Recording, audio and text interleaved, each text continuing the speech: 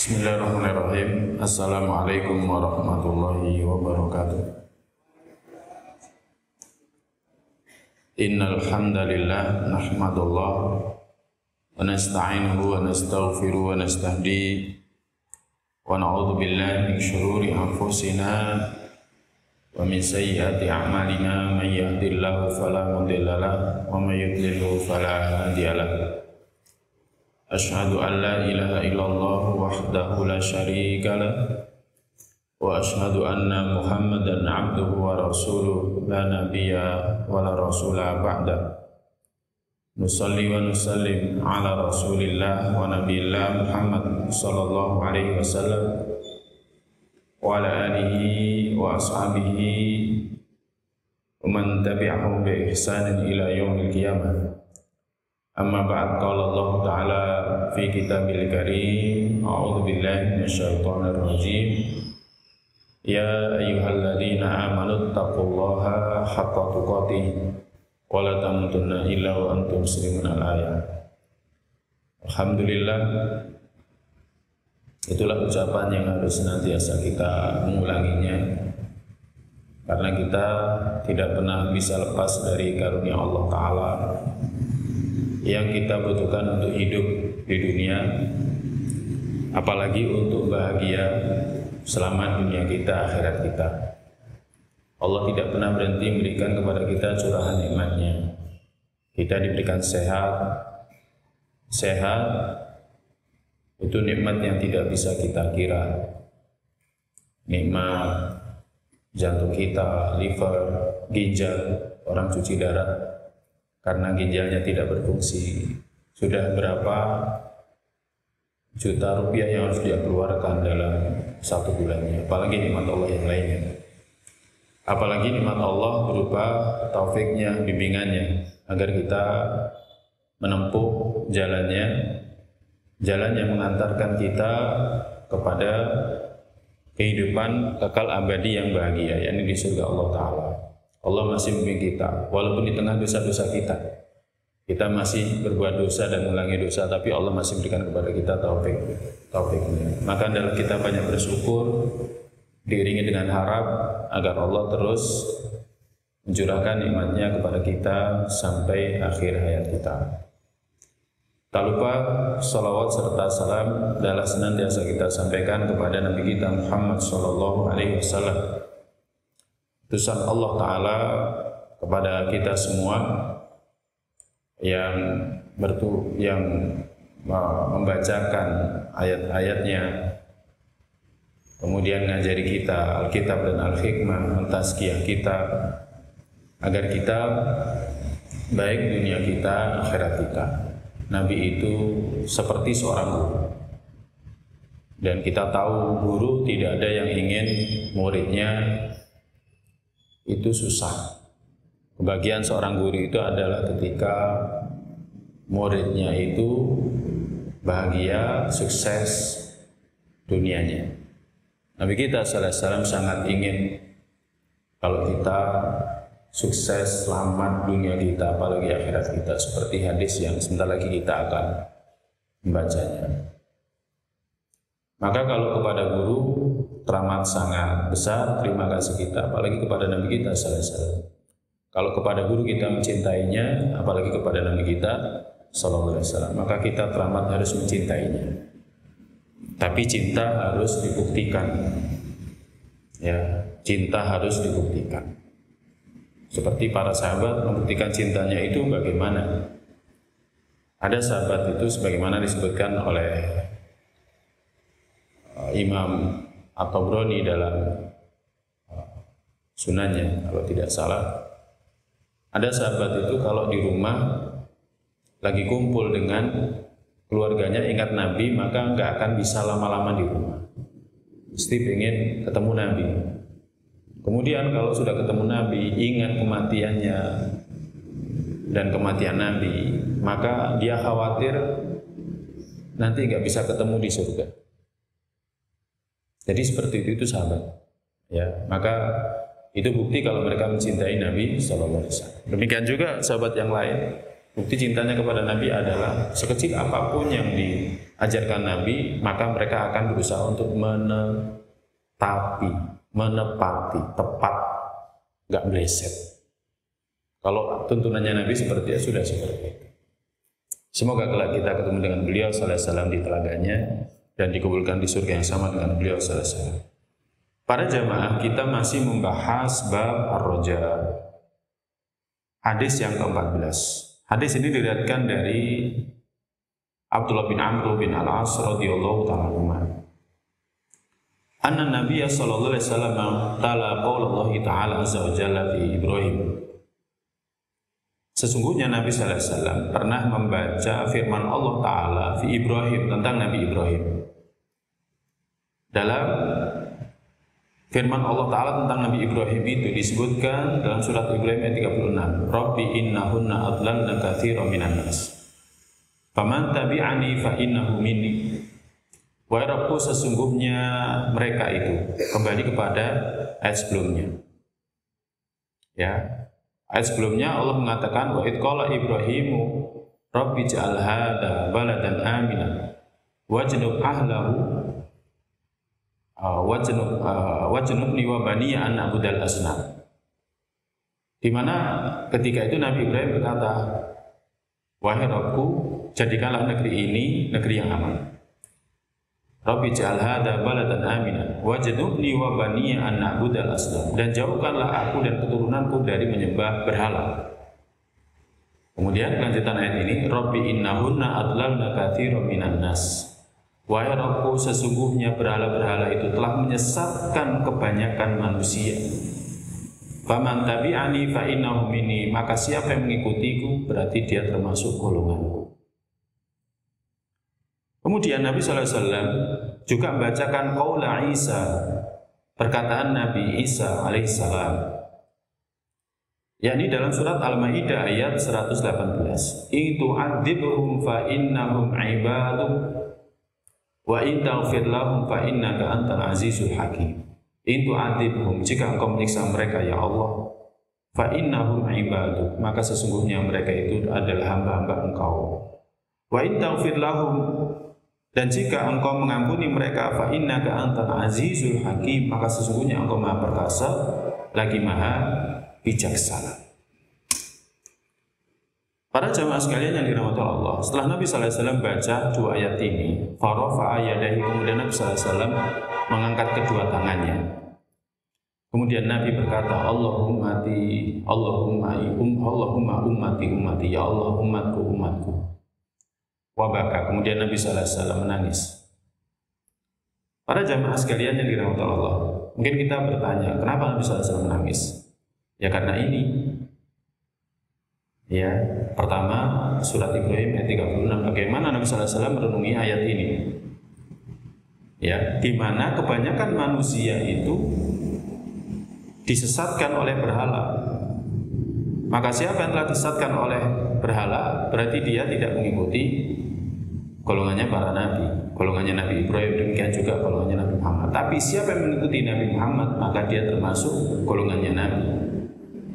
Konsekuensinya kalau mengikuti golongannya Nabi, maka mereka tidak akan mendapatkan siksa dalam kehidupan akhir nanti. Tapi siapa yang disesatkan oleh berhala, maka dalam kehidupan akhir dia akan mendapatkan siksa dari Allah Ta'ala. Nah, Nabi SAW ketika merenungi surat Al-Maidah 118 ini, ya Allah, sebagaimana perkataan Nabi Isa, jika engkau menyiksa mereka, mereka itu hamba-hamba engkau. Tapi jika engkau mengampuni mereka, maka sesungguhnya engkau maha perkasa lagi maha bijaksana. Makanya kemudian Nabi SAW menangis. Faqala Allah Azza wa Jalla, maka Allah Azza wa Jalla berfirman, ya Jibril, idhab ila Muhammad, hey Jibril, pergilah ke Muhammad. Perawi dari hadis ini mengatakan Rabbuka a'lam, dan Rabb lebih tahu. Bukannya Allah nggak tahu apa yang ada di hati Nabi sallallahu alaihi wasallam, bukannya Allah nggak tahu kenapa Nabi sallallahu alaihi wasallam menangis. Ya, tetapi ini untuk menunjukkan kemuliaan malaikat Jibril alaihissalam. Fasalhu mayukihi, tanya kepada dia apa yang buatnya menangis. Fa'atahu Jibril, maka Jibril pun mendatanginya. Fa'akhbarahu Rasulullah sallallahu alaihi wasallam.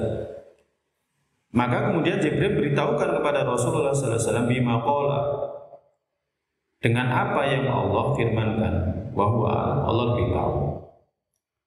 Faqala Allah Ta'ala, maka akhirnya Allah Ta'ala berfirman, ya Jibril, idhab ila Muhammad, wahai Jibril, pergilah engkau ke Muhammad. Faqul, katakan, inna sanurdika fi ummatika wala nasuka. Katakan kepada Muhammad, sesungguhnya kami akan membuatmu ridho terhadap umatmu dan kami tidak akan menyakitimu. Jadi Allah SWT berfirman kepada Nabi Muhammad SAW yang disampaikan oleh malaikat Jibril, kami akan membuatmu ridho terhadap dalam hal umatmu dan kami tidak akan menyakitimu. Hadis Muslim. Hadis ini nanti bisa dijelaskan di antaranya pada hadis kalau tidak salah yang ke-20 dari bab ini ya.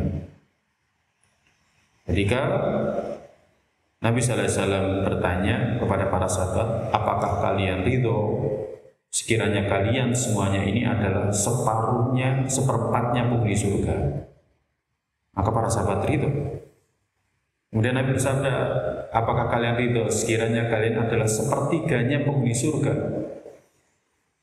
Jadi umatnya Nabi Muhammad SAW dibandingkan dengan umat-umat sebelumnya itu, maka umatnya Nabi Muhammad SAW itu sepertiganya penghuni surga. Para sahabat mengatakan, iya. Tapi kemudian Nabi bersabda, demi jiwa Muhammad yang ada di tangannya, bahkan aku berharap kalian adalah separuhnya penghuni surga. Jadi Nabi SAW sangat ingin kalau kita umatnya Nabi Muhammad SAW itu separuhnya penghuni surga, dan separuhnya lagi itu diisi oleh umat-umat terdahulu. Ya, nah ini para jamaah yang dirahmati Allah SWT. Nah, ini diantara yang bisa dijelaskan dari firman Allah, inna sanurdika, kami akan membuatmu ridho dalam umatmu. Para jamaah, Nabi SAW sangat menyayangi kita, sangat mencintai kita.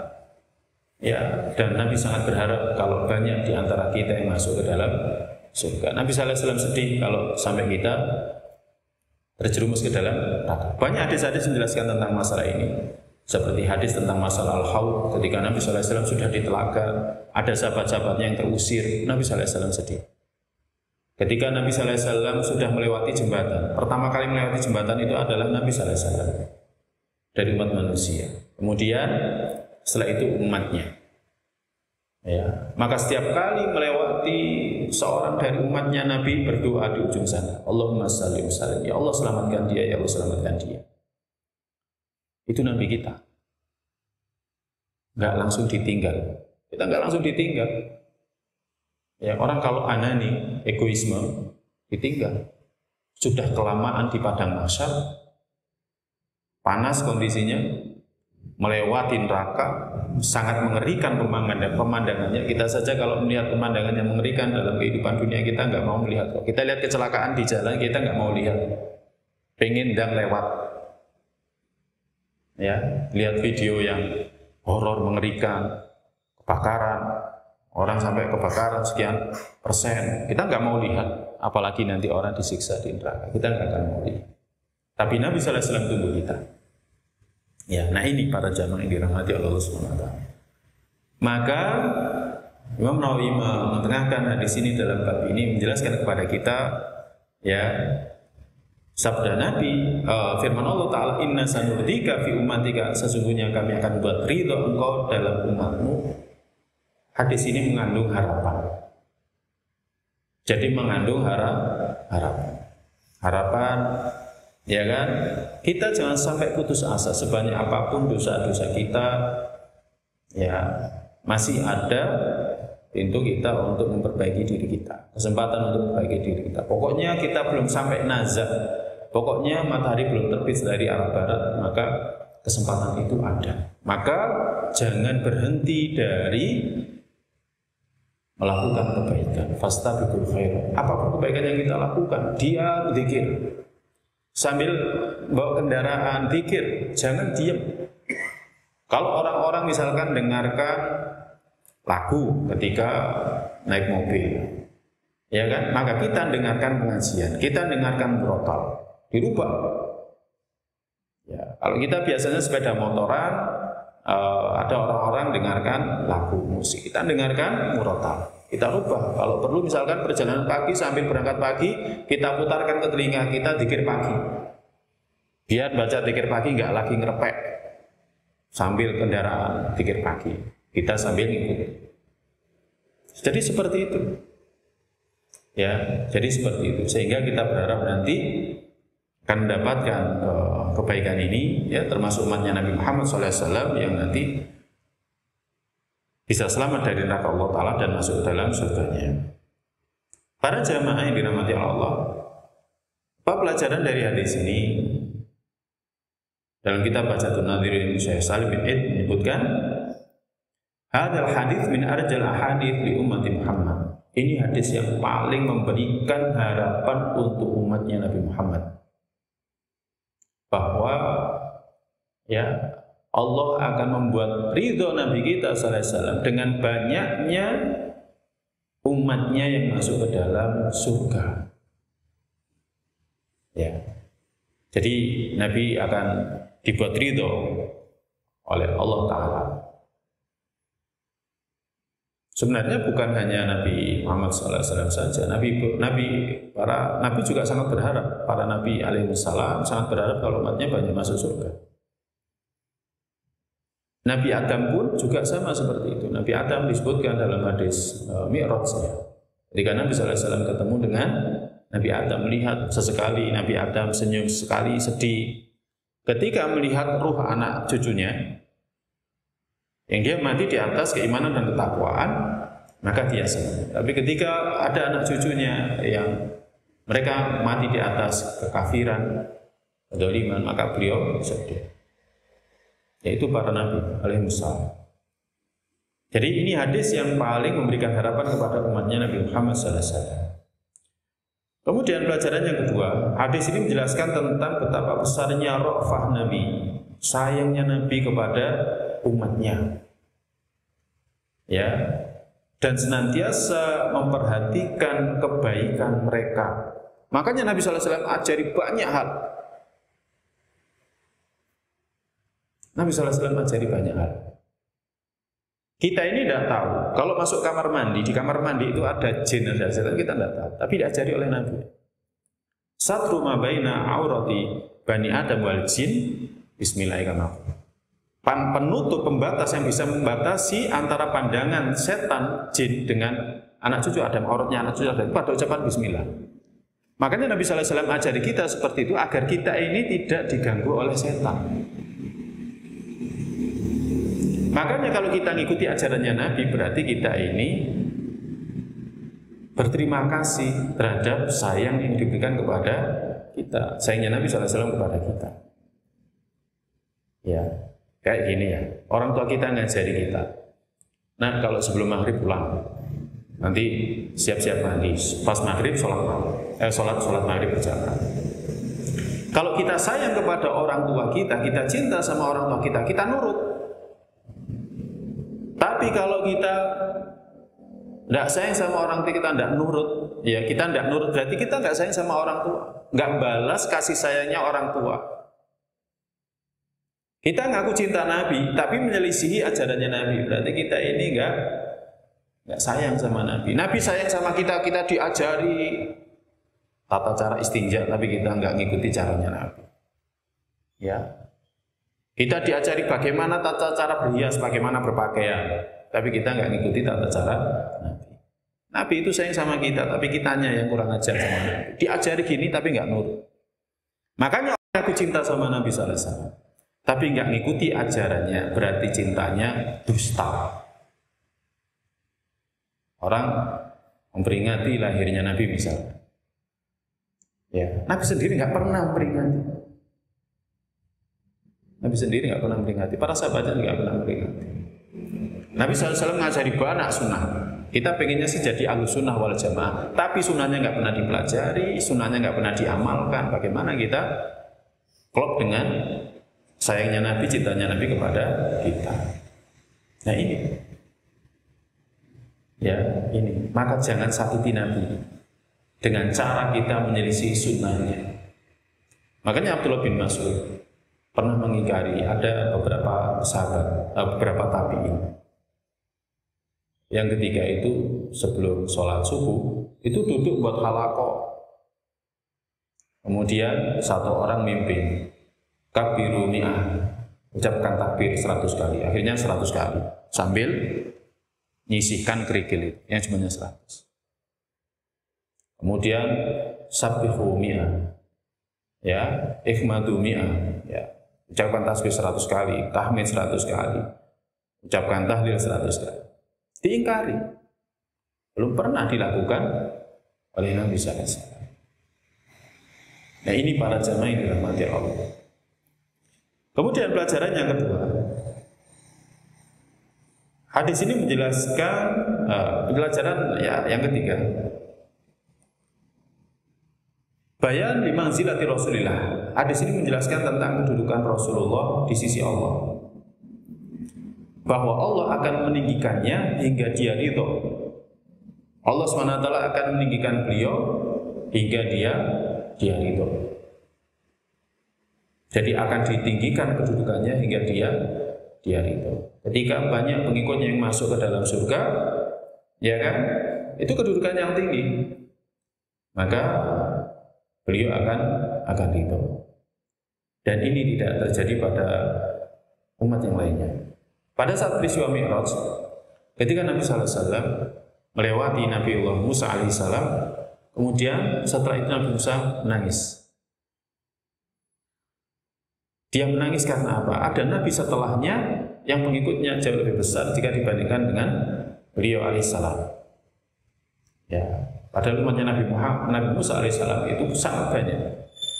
Jadi umatnya Nabi Musa alaihissalam sangat banyak. Tapi, ya kan, ternyata umatnya Nabi Muhammad SAW jauh lebih banyak. Ini kedudukan yang tinggi. Jadi ini adalah kedudukan yang tinggi.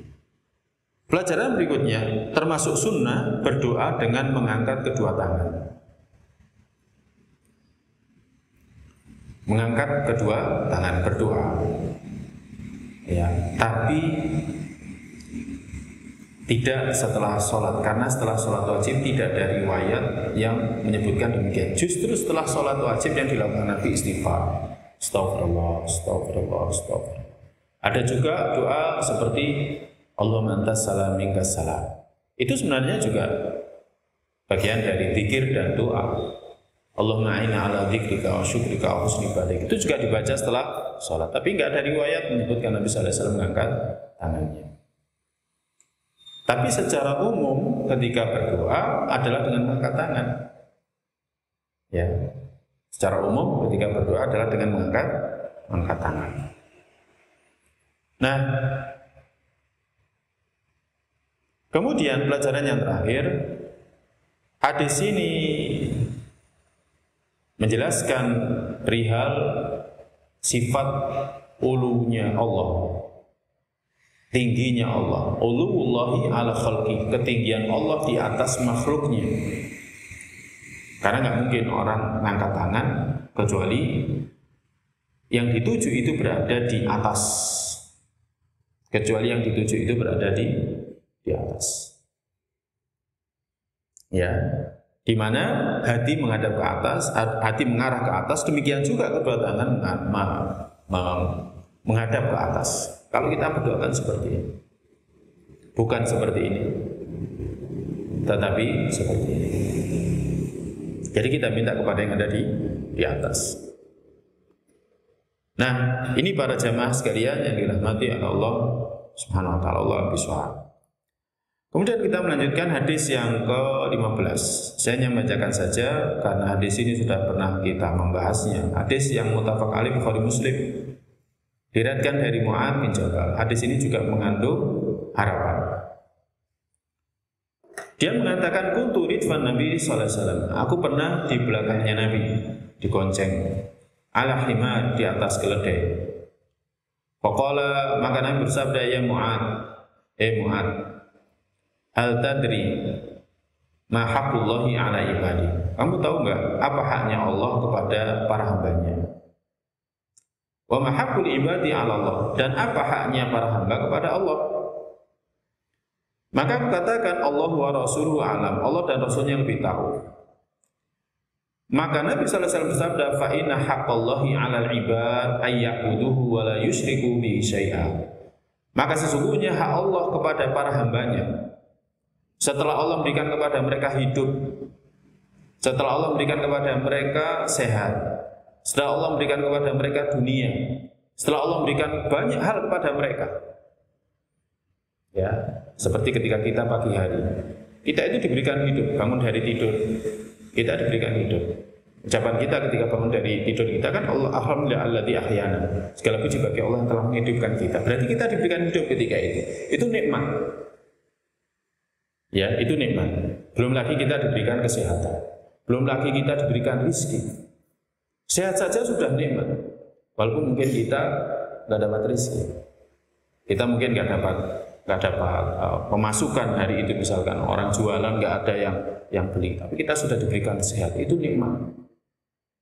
Ya, itu nikmat. Karena berapa banyak orang diberikan rizki tetapi tidak diberikan sehat. Akhirnya rizkinya habis untuk dia berobat. Itu adalah nikmat.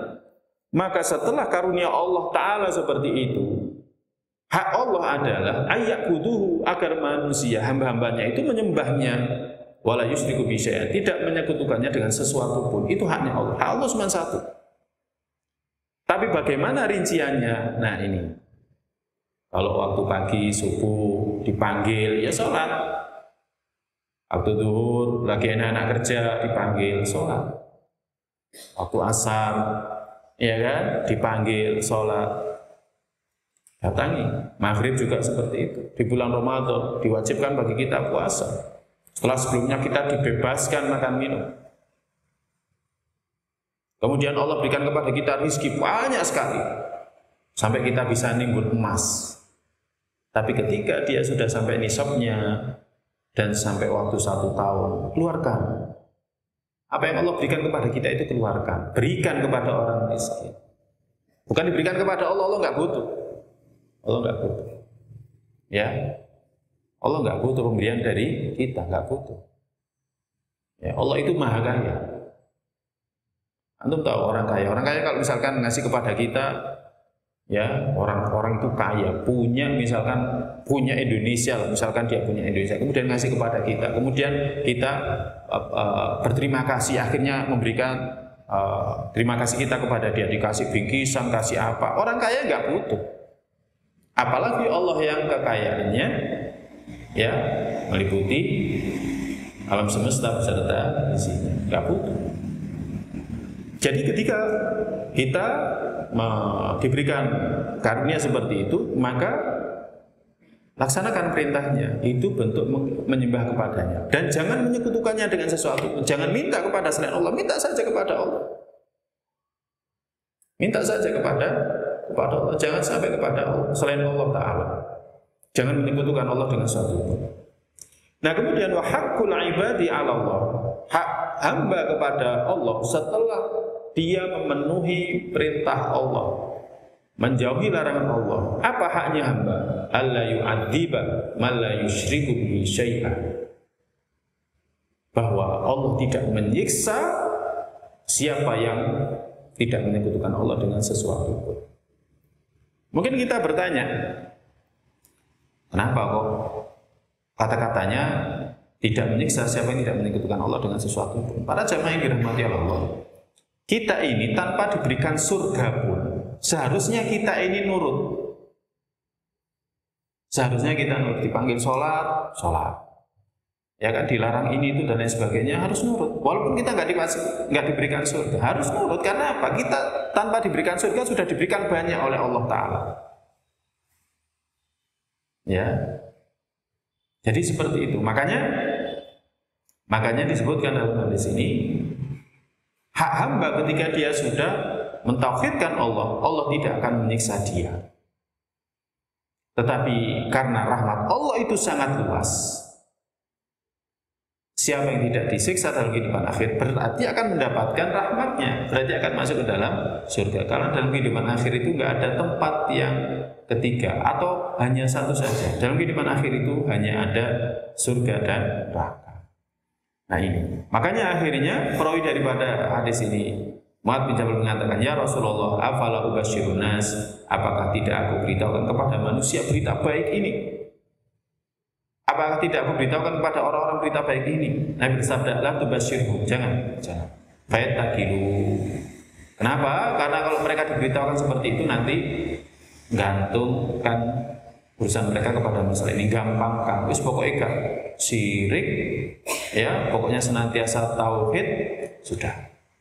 Akhirnya nggak berlomba-lomba dalam melakukan kebaikan. Padahal kita diperintahkan untuk berlomba-lomba melakukan kebaikan, bergegas untuk meraih surga yang sudah siap. Kita kan diperintahkan wasari'u ila maghfiratin min rabbikum wa jannatin 'arduhas samawati wal ardh. Kita diperintahkan untuk bergegas, bersegera. Jangan nyantai. Surga sekarang sudah ada. Surga sekarang sudah ada. Jangan nyantai, bersegera. Nikmatnya jauh lebih baik jika dibandingkan dengan nikmat dunia beserta isinya. Ini para jamaah yang dirahmati Allah. Makanya ini adalah hadis yang juga menjelaskan bagaimana kita harus senantiasa berharap kepada Allah Subhanahu wa taala. Kemudian kita melanjutkan hadis yang ke-16 atau ke-427 dari kitab Riyadhus Shalihin. Hadis yang diriwayatkan dari Al-Bara bin Azib radhiyallahu ta'ala dari Nabi sallallahu alaihi wasallam. Nabi sallallahu alaihi wasallam bersabda, al-muslimu idza su'ila fil qabri, seorang muslim itu jika ditanya di kuburnya, yashhadu, dan dia menyaksikan alla ilaha illallah, bahwa tidak ada yang berhak disembah kecuali Allah, wa anna Muhammadan Rasulullah, dan Muhammad adalah utusan Allah, fadzalika qauluhu, maka itulah firman Allah Ta'ala, yuthabbitullahu alladhina amanu bil qawli tsabiti fil hayatid dunya fil akhirah. Itulah makna dari firman Allah surat Ibrahim ayat 27. Yuthabbitullah, Allah akan kuatkan, Allah akan teguhkan alladzina amanu, orang-orang yang beriman, bil qawli tsabit, dengan perkataan yang teguh, kuat, meyakinkan, fil hayatid dunya fil akhirah, dalam kehidupan dunia dan akhirat. Pada jamaah sekalian yang dirahmati Allah, hadis ini juga menjelaskan harapan. Pokoknya dia beriman, ya, dia beriman, maka dia akan Allah teguhkan. Tapi iman itu mesti mendatangkan konsekuensi, bukan hanya percaya di hati, enggak. Tetapi ada konsekuensinya. Kalau dia beriman kepada Allah, maka harus istiqomah. Innalladzina qalu rabbunallah tsumma istaqamu, konsekuensinya harus istiqomah. Kalau beriman kepada Allah, saya benarkan Allah ada, saya benarkan Al-Qur'an ini adalah kalamullah, saya benarkan Al-Qur'an ini adalah isinya perintah Allah dan larangannya. Kemudian ketika diperintah nurut manut, nah seperti itu. Jadi bukan berarti kalau disebutkan iman saja artinya amalan hati, tidak. Nah, ketika dia berada di kubur sana, kalau dia seorang muslim yang beriman, ya nggak mungkin seorang muslim dasarnya tidak beriman. Kalau dia tidak beriman berarti keimanannya lemah. Jika dia dikubur dan dia mengatakan, aku bersaksi bahwa tidak ada yang berhak disembah kecuali Allah dan Muhammad adalah utusan Allah, maka itulah mana firman Allah surat Ibrahim ayat 27 ini. Para jamaah, hadis ini menjelaskan bahwa orang dikubur itu nggak gampang untuk bisa menjawab pertanyaan malaikat penjaga kubur. Nggak gampang. Jangan dikira menjawab pertanyaan malaikat penjaga kubur itu gampang. Nggak gampang. Yang bisa menguatkan orang yang mati ini menjawab pertanyaan malaikat penjaga kubur itu hanya Allah. Hanya Allah. Makanya dalam kitab At-Tadhkirah itu disebutkan pembahasan dari para ulama. Ada yang berpendapat bahwa mentalkin orang yang sudah dikubur itu mendatangkan manfaat. Mentalkin orang yang berada di dalam kubur itu mendatangkan manfaat. Ya. Tapi yang disepakati oleh para ahli ilmu adalah mentalkin orang itu sebelum mati. Itu yang mendatangkan manfaat. Karena apa? Ketika dia ditalkin kemudian mengatakan di akhir hayatnya la ilaha illallah Muhammadur Rasulullah, maka dakhalal jannah. Itu yang ada manfaat. Tetapi ketika dia berada di alam kubur, ditalkin, ada sebagian yang berpendapat itu bermanfaat, tapi pendapat itu lemah. Karena ayat ini. Karena ayat ini. Enggak mungkin orang itu akan bisa menjawab pertanyaan malaikat penjaga kubur kalau nggak dikuatkan oleh Allah. Jadi yang bisa menjawab pertanyaan malaikat penjaga kubur hanya orang yang dikuatkan oleh Allah. Karena melihat pemandangan kehidupan alam barzah itu ngeri. Melihat malaikat penjaga kubur itu sudah ngeri. Maka bagaimana kita bisa menjawabnya? Orang kalau ujian saja, dia sudah belajar, sudah persiapan, kemudian lihat gurunya sangar. Hilang sudah, yang dia pelajari itu hilang. Ya, hilang. Ya, saya berapa kali tes anak-anak yang masuk melalui jalur hafalan. Kamu katanya hafal sekian juz, yang mungkin sekian. Ini ada sertifikatnya. Loh kok sekarang hilang? Kenapa? Grogi Ustaz. Itu baru ketemu sama Ustadz. Bagaimana kalau ketemu sama malaikat mungkar nakir? Jamin gak akan bisa. Maka orang yang cerdas itu adalah menyiapkan sepanjang hayatnya dalam kehidupan dunianya. Ya seperti ini. Kalau kita ngaji, semoga Allah nanti mudahkan. Kalau kita senantiasa melakukan ketaatan, semoga nanti Allah akan mudahkan. Nah ini. Jadi pendapat yang kuat adalah gak ada manfaatnya mentalkin orang yang sudah mati. Ya, ini para jamaah yang dirahmati Allah. Talqin sudah mati itu ketika dia berada di alam barzah, kemudian dibacakan hadis Nabi sallallahu alaihi wasallam, ya halal kubri, ya kan, ya fulan, idza sa'alaka al-munkar wa nakir. Kalau munkar nakir itu bertanya kepadamu, man rabbuka, siapa Rabbmu, maka jawab Rabbi Allah. Wa man nabiyuka, siapa nabimu, katakan Nabi Muhammad. Enggak bisa. Melihat saja sudah ngeri, sehingga enggak dengarkan ucapan orang yang dalam kehidupan dunia masih hidup. Apa pelajaran dari hadis ini? Hadis ini menjelaskan bahwa soal qabri hakun, pertanyaan alam kubur itu nyata. Jadi pertanyaan alam kubur itu nyata. Kok bisa? Kok bisa nyata? Kita katakan nyata, hak, benar. Kok bisa? Pertama yang bersabda Nabi kita. Dan sabda Nabi kita, "Ma'intiqu 'anil hawa, in huwa illa wahyu yuha." Yang beliau sabdakan, beliau itu tidak pernah berkata dari nafsunya. Yang disampaikan oleh beliau sallallahu alaihi wasallam itu adalah wahyu yang diwahyukan. Ya kan? Kemudian riwayatnya sahih, muttafaq alaih Bukhari Muslim. Ya kan? Jadi nyata di sini itu adalah dasarnya adalah iman, bukan kita nggak percaya, saya nggak percaya, tak buktikan aja nanti. Iya buktikan. Ya, engkau lek wis ketemu ambek malaikat munkar nakir, tolong sampaikan ke saya. Ini tak kasih HP. Kira-kira berani enggak? Akan berani. Enggak akan berani. Ya. Jadi iman itu atasdik. Makanya iman bukan hanya sekedar percaya, atasdik membenarkan. Membenarkan sebelum kejadiannya kita sudah membenarkan, meyakini akan kebenarannya. Jadi pertanyaan alam kubur itu nyata ada. Dan kita nggak perlu membuktikan, nanti kita akan membuktikan. Makanya yang kita lakukan dalam kehidupan dunia ini, bagaimana level kita bisa sampai ilmu yakin. Ya, ilmu yakin. Jadi ilmu yakin sampai nanti hakul yakin, ya kan? Dan sampai ainul yakin, kemudian yang terakhir adalah hakul yakin. Kita seperti itu. Makanya ketika belajar seperti ini kita sampai berharap pada ilmu yakin. Kemudian pelajaran yang kedua, hadis ini menjelaskan perhatian Allah, inayatullah bi ibadil mu'minin. Perhatian Allah kepada para hambanya yang beriman dalam kehidupan dunia dan akhirat. Bahwa Allah sebagaimana dalam kehidupan dunianya membimbing dia, maka Allah akan bantu dia ketika dia dalam kehidupan akhirnya. Allah mudahkan. Allah mudahkan. Ya, sebagaimana kita istiqomah dalam kehidupan dunia, maka Allah Ta'ala akan memudahkan urusan dia dalam kehidupan akhir. Allah bimbing kita, ya kan, kita diberikan taufik agar salat berjamaah, diberikan taufik agar ngaji, diberikan taufik melaksanakan perintah Allah, diberikan taufik menjauhi larangan Allah.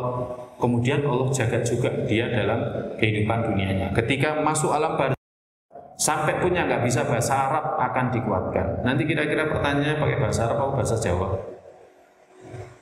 Ya, kalau dalam hadisnya bahasa Arab. Tapi kita nggak tahu nanti pertanyaannya pakai bahasa Arab atau bahasa Jawa. Yang jelas sampai pun dia nggak bisa bahasa Arab, nanti akan bisa jawab. Ya, akan bisa jawab. Ini para jamaah yang dirahmati Allah. Jadi ini perhatian Allah. Belum lagi nanti dalam kehidupan mahsyar Allah akan lindungi dia. Belum lagi nanti dalam kehidupan setelah mahsyar hisab Allah tutup aibnya. Belum lagi nanti ketika dia berjalan di atas jembatan. Orang beriman itu ketika melihat surga didekatkan, wa uzlifatil jannatu lil muttaqin, dan surga itu didekatkan bagi orang bertakwa sehingga dia yakin bisa melewati jembatan. Tapi beda dengan orang kafir, melihat jauh di atasnya itu neraka, nggak bisa. Ya, maka harus kita mulai dari kehidupan dunia. Makanya setiap kali kita ngawali kajian mesti kita ingatkan, ini nikmat Allah. Kita bisa ngaji itu nikmat Allah. Artinya kita masih dibimbing dan kita berharap nanti Allah terus memberikan kepada kita bimbingannya, perhatiannya, penjagaannya dalam kehidupan alam barzakh sampai kehidupan alam akhirat, sampai kita tiba di surga. Makanya kalau kita sudah masuk surga, apa ucapan kita? Ucapan penghuni surga itu ketika dia berada di surga adalah ucapan alhamdulillah alladzi hadana li hadza wa ma kunna linahtadiya laula an hadana. Segala puji bagi Allah yang memberikan kepada kita ini semuanya. Dan kita tidak akan bisa mendapatkan ini kalau Allah tidak memberikan hidayah kepada kita ini semua. Dan pelajaran yang terakhir, khairu ma fusira bihi alkitabullah wa kalamu Rasulillah. Sebaik-baik penafsiran Al-Quran adalah penafsiran dengan kalam Rasulullah atau dengan hadis. Jadi para jamaah yang dirahmati Allah, sebaik-baik tafsir itu Al-Quran dengan hadis. Makanya saya ulangi, seingat saya pernah sampaikan di sini, mulai dari zaman masjidnya dulu masih kecil ya. Penafsiran yang paling selamat itu menafsirkan Al-Quran dengan Al-Quran. Kalau tidak ada Al-Quran dengan hadis, kalau nggak ada Al-Quran dengan perkataan para sahabat. Kenapa? Karena mereka, para sahabat itu berada di sekeliling Nabi ketika ayat Al-Quran itu diturunkan. Ya, makanya ini penafsiran yang paling selamat. Tafsir itu ada dua macam, tafsir bil ra'yi sama tafsir bil ma'thur. Tafsir dengan pendapat, tafsir dengan ma'thur, dengan nas, ya kan? Nah, tafsir bil ra'yi pun dengan pendapat pun harus merujuk kepada tafsir bil ma'thur. Dan pada masa dulu awal-awal tafsir itu bil ma'thur. Makanya tafsir Tabari, tafsir tertua. Ya kan, kemudian ada Ibnu Katsir. Tapi yang paling banyak dijadikan rujukan itu adalah Ibnu Katsir. Nah, adapun tafsir bil ra'yi pada masa sekarang semuanya merujuk ke sana. Karena zaman sekarang sudah banyak kitab tafsir yang diterjemahkan ke dalam bahasa Indonesia, semuanya pun juga mengarah ke sana. Makanya kalau ngaji, ya ini penting kita jadikan sebagai ukuran. Kalau ada orang ngaji tafsir tapi dengan akalnya, hati-hati. Tapi kalau dia ngaji tafsir dengan baca kitab, tafsir Ibnu Katsir, ya kan, insya Allah Ta'ala ya itu yang lebih layak kita untuk mengikuti. Allah lebih suhab, mungkin ini yang bisa kita kaji pada pertemuan kali ini. Insya Allah pada kesempatan yang akan datang akan kita lanjutkan dengan hadis yang ke-17 dengan izin Allah Ta'ala. Semoga bermanfaat untuk saya dan kita semuanya. Allahumma inna nas'aluka ilman nafi'an wa rizqan thayyiban wa taqabbala. Allahumma inna ala dzikrika wa syukrika wa husni ibadatik. Allahumma qina adzabaka yauma tab'atu ibadaka. Kita akhiri dengan doa penutup majelis. Subhanakallahumma bihamdika asyhadu an la ilaha illa anta astaghfiruka wa atubu ilaik. Assalamualaikum warahmatullahi wabarakatuh.